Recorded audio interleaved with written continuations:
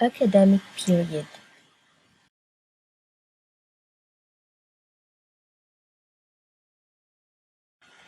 There are three types of academic period in the system.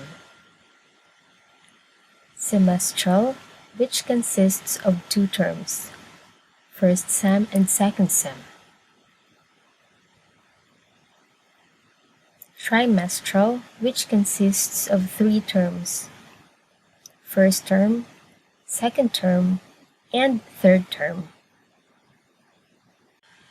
Quarter, which consists of 4 terms, first term, second term, third term, and fourth term.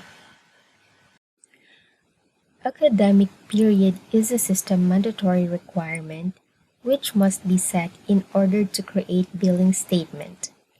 Each EI should set the start and end date for each term. To set the date for each term, click the form field to display the calendar. Select the from date.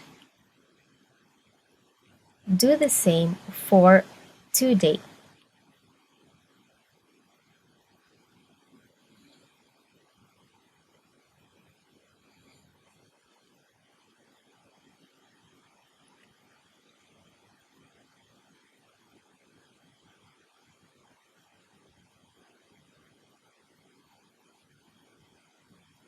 Then click Update.